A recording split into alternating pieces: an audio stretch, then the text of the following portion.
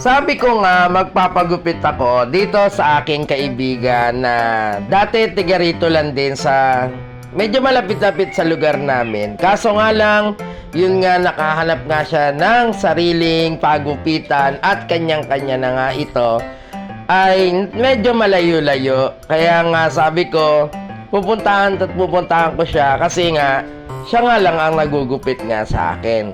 Yun nga lang, maraming pila. Kaya sabi ko, maghihintay ako.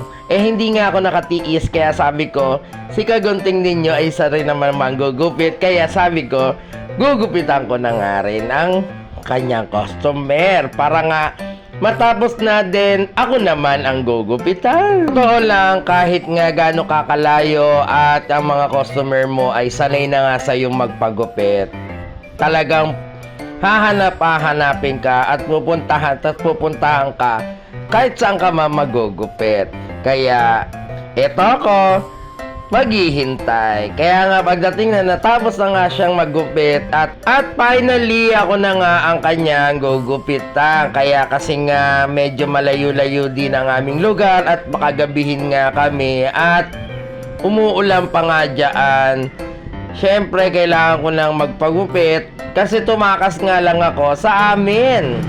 At syempre wala nang sabi-sabi kung ano ang aking igugupit at alam na ng aking barbero ang aking gustong gupit kasi alam niya na rin naman kasi nagpapahaba ako ng buhok at kailangan ganun pa rin ang aking gupit noon at noon pa, di ba? Yun nga, bago nga ako pumunta sa kanya, tinawagan ko muna siya at kung saan nga ang kanyang lugar. Pero nakaraan, nag-chat na talaga ako na pupunta ako. Yun nga lang, dumami ang customer ni Kagunteng kaya na-postpone.